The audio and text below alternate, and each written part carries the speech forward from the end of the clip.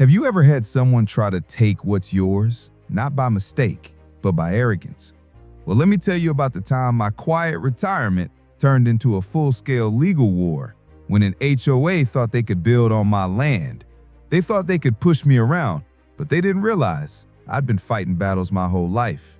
And this one was personal. I'd been living on my land for over 25 years, 10 acres of peace, deer wandering through the tree line, the sound of wind in the oaks I planted with my late wife. Bought the property outright after retiring from the contracting business.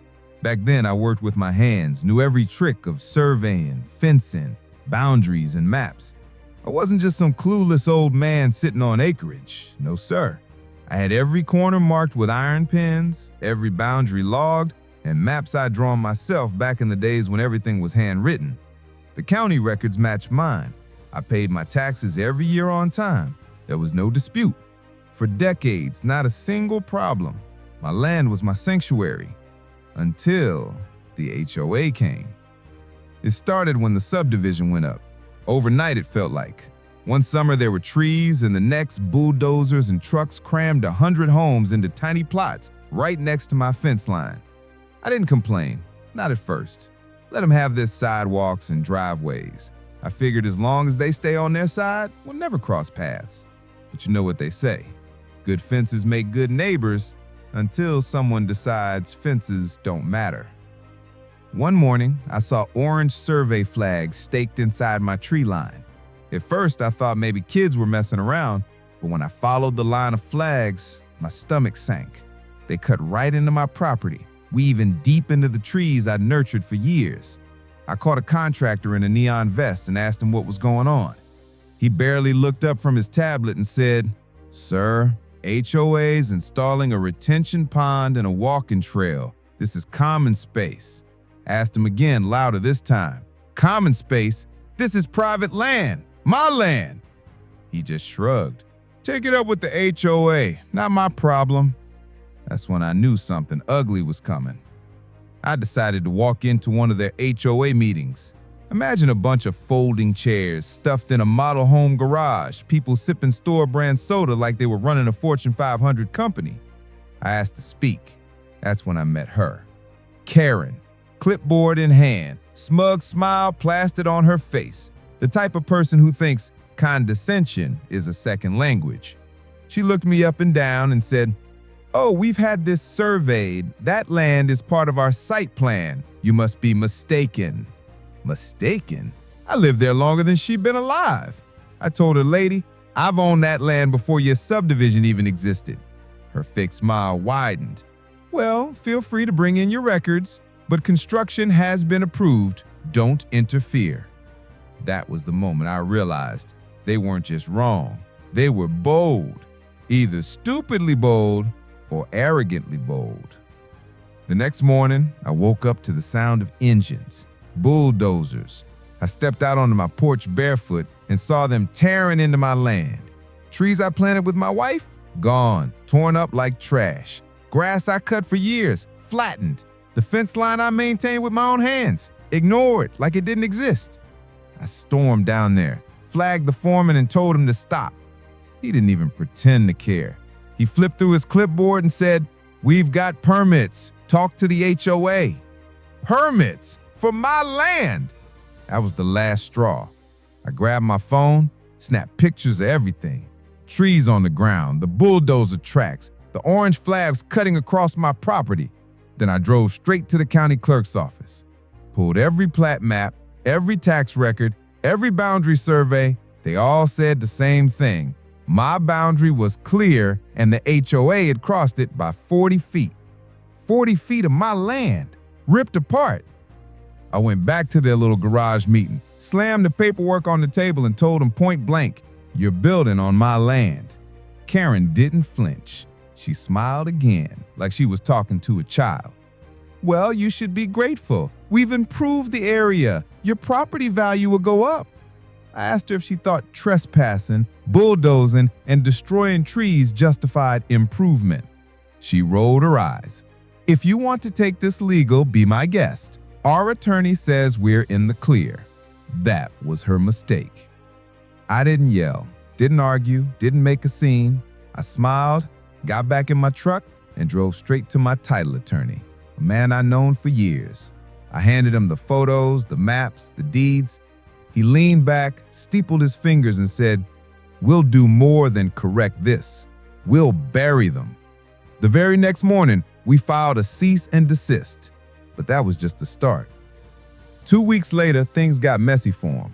My lawyer filed for quiet title and injunctive relief, naming not just the HOA as a whole, but Karen specifically. She had signed the order authorizing construction. That meant she wasn't hiding behind the HOA's skirts. She was personally liable. When the summons hit the board, chaos erupted. Half the members stopped showing up to meetings. One even emailed me anonymously. "We didn't know it wasn't our land. Karen told us it was approved." Well, it gets better. The HOA's insurance, they refused coverage. Why? Because this wasn't a simple mistake. It was unauthorized encroachment. No certified survey, no approval, just Karen's word and a landscaper's guess. Now the board members were personally on the hook. Karen, still clinging to her fake confidence, hired some bargain bin attorney who sent me a letter accusing me of inflaming matters, said they'd seek damages for disruption. My lawyer laughed out loud, then filed a countersuit for malicious trespass, negligent construction, unauthorized land use. We didn't just ask for removal, we demanded restoration of the land, damages, legal fees, $500 per day for every day their structures stayed on my land. Then we brought in county certified surveyors. Bright neon stakes went up all across their shiny new walking path, garden, and even Karen's pride and joy, a custom water fountain. I snapped pictures of those stakes, emailed them straight to the neighborhood mailing list, just keeping everyone informed. Karen? She flipped. Karen tried to call my attorney to settle quietly, offered to move the structures as a courtesy. But it was too late. The damage was done. The judge granted us a temporary injunction. HOA had 30 days to halt all construction and submit a removal plan or face $10,000 per day in fines. By the end of that week, 5 board members resigned. Their smiles gone. Their HOA pride shattered. The once loyal residents were turning against Karen. Some even lined up to testify against her. The courtroom was tense. My lawyer walked in with everything: maps, drone footage, expert witnesses, surveyors. Karen strutted in wearing a pale pink blazer like she was attending brunch, thought charm would save her. The judge asked one question: did the HOA conduct a certified land survey before construction? Karen froze. She stammered, "We had verbal confirmation from a landscaper." The judge raised an eyebrow. "So no survey?" And under 20 minutes, the court ruled.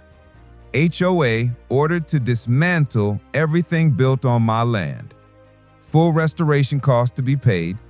All legal fees, survey costs, and expert witness expenses covered.